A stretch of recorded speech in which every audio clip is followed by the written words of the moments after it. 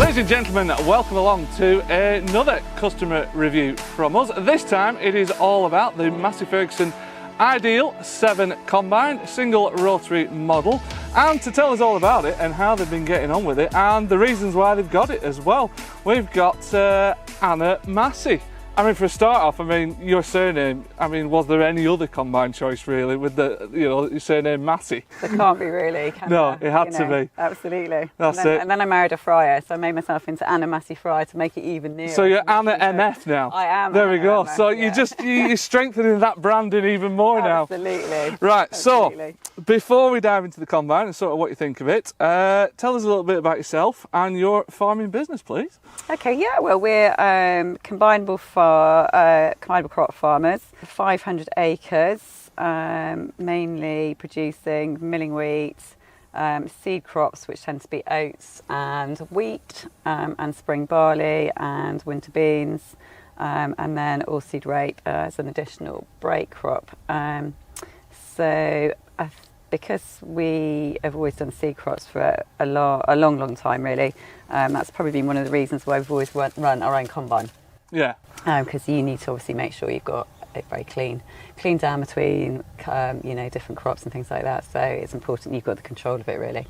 So that's kind of how owning a combine started, really. Yeah, it's pretty much a necessity for you guys. It is, yeah. So whereabouts are we in the world?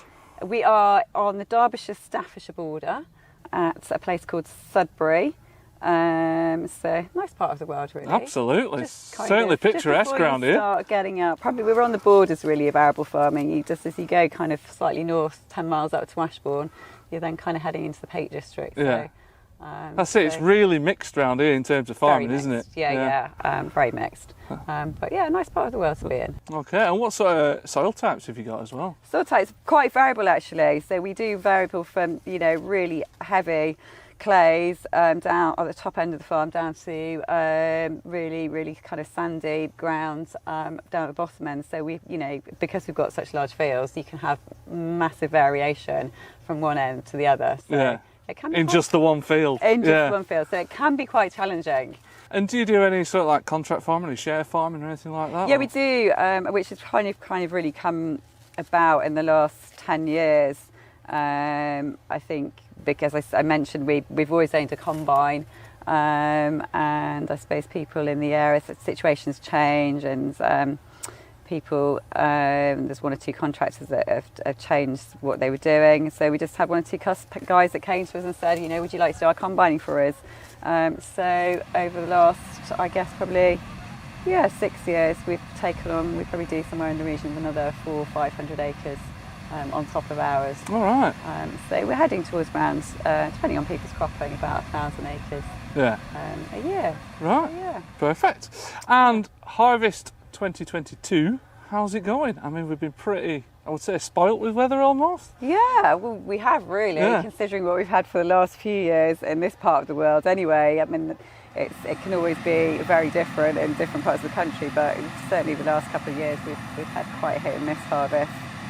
We tend to kind of get going around here, and then we seem to have a spell in August, which for 2 weeks or something like that you don't move, and then that puts the pressure on you. So this is, it's been joyful really. You just kind of get up and every morning and think, right, let's go harvesting, let's go and enjoy it. That's it. So far, so good. I hope I haven't jinxed it. That's it now, it'll be raining this afternoon. Absolutely. But right. Good. We've been blessed with relatively good yields in this part of the world, especially on the stronger land. That's kind of retains a bit more moisture, and so the crops have been able to fill out well. So on the whole, I can't complain really. And the combine itself, this Massey Ferguson Ideal 7, you mentioned you've got thick end of 1,000 acres to get through. Yep. Has the combine got the capacity to do that? That was the major reason for changing really, is that we were, as I said to you, we had a couple of catchy harvests, and we were really struggling with the capacity. Especially if there were big crops, we were struggling with losses, so you were going to have to reduce your forward speed, and we just felt incredibly under pressure. So we tried an Ideal 7 a couple of years ago, and that was the taster, and I think that probably didn't leave anyone's mind after trying it. So we just wanted, if you've got a catchy harvest and you've got to get around your customers, we wanted to feel comfortable that we had the capacity if we needed it. Yeah. And so far, so good. Perfect. Yeah. And obviously it's a Massey Ferguson combine.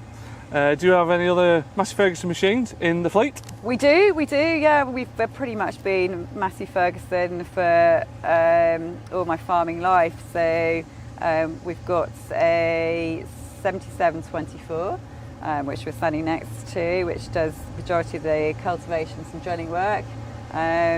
We moved on to the Dyna VT gearboxes, probably maybe about 15 years ago. So we've got a good old 7480 as well, which is a good girl that we've hung on to. I think she's coming up to she's probably 10 years old, I think now. Right. So they're the two tractors that we have, and obviously the combine now as well. So, That's it. And speak of the devil, it's approaching. Absolutely. So the combine itself, how long have you been running this one, this Ideal 7? So this is the first season. This is the first season, right? Season, yeah. So it's very much still getting used to it. Yeah. And things. It's a bigger header than we've had. So we were on 25 foot last time. We're now on 30 foot. We were short walker last time. We're now rotary. So it's a completely different machine to what we previously had. As our previous Massey Ferguson combines, it's completely different. So it's quite a lot to get used to. Absolutely, right. Absolutely. So you just mentioned there your previous one, that was a Massey as well, was it? It was, yeah. Our last, I think, everyone I've had for my career, they've all been Masseys. So I think I started with a 29, 34. Then we on to the Syria and then the Centaura previous to this, so yeah. And obviously, well, we touched upon it already, one of the biggest reasons going for the Ideal 7 was, capacity. What other sort of reasons, what was your kind of priorities on that list of things, must-haves? What was on there when you were choosing a combine? I think it was kind of a combination of things. A lot of the little niggles that we had with the previous one have been ironed out in this, because of course it's a totally different machine. It started from scratch. And so completely different setup, and I think we just felt that everything that we had slight issues with the previous one had all been addressed on this. Yeah. And it just seemed the right way to go, really. And then things like, from your point of view, such as the grain sample and losses and straw quality, how have they all been? How's this combine performed for you? Yeah, we seem to, I say, we're still kind of learning, and there's tweaks that you have to do and phone calls you have to make. But I think we've always pretty much combines producing straw, because there's a trade for it in this part of the world. As we mentioned, it's a quite livestock driven area, so I think everyone was quite concerned that obviously you're moving away from the straw workers. Is the straw not going to be the quality they really wanted? And I've got to say, everyone is really pleasantly surprised that it seems to be incredibly gentle with it, and it also seems to retain. The previous machine used to kind of get rid of all the chaff. It seems to retain some of the chaff in it, which are quite a lot of our customers are they quite like that to be in the straw, especially if they're feeding with it or using it for diversification for feeds and things like that. So that's been great, because I think that's probably one thing we were slightly nervous of, whether we were going to kind of not have the same quality as the straw walking machines. So we're really, really pleased with that. That's great. Sample so far, the rape samples were, I don't think I've ever seen anything quite so clean. Really? So, yeah, and I said we've had a variation on crops, on yields and things, so it was really put to the test on the good bigger crop, and that was with that test, feeding into the combine, that was fantastic. Quite often on the previous machine we'd be going kind of reversing, and you've got blockages, and you really had to be careful how it fed in. Yeah. And really feeling your way through the crop. Absolutely. Every rumble under the seat. I think we had I think you maybe had to put the reverser on once in the last crop, and I think that was possibly operator error near some trees. So that has been fantastic. It just feeds it in. brilliantly, because obviously the previous machine had 2 augers. This has just got the one, the big auger, and so that's really worked a dream with the oilseed rape. So I'm really happy with that.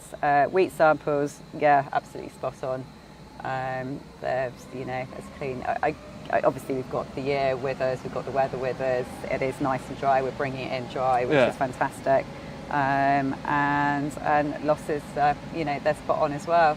So so far we're really happy. Yeah, happy campers. Happy campers. We just need to kind of keep the moisture up there.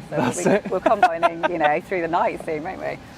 And who would be your dealer around here for the combines and our tractors? dealer around here is K&O. So I mean, we blame them really, because they were the one who bought it out 2 years ago. Right. So they sent it out to us, and we had a go with it. Yeah, and then obviously they looked after the previous combine as well. I had a relationship with them for quite a few years now, and they supported us really well, which is really important when you're buying a machine, because you've got to know that. Especially a combine as well. Absolutely, because of course you're only running it in that small period of time, and the weather windows can be very narrow. So if you do have a breakdown, you need to be up and running as soon as possible.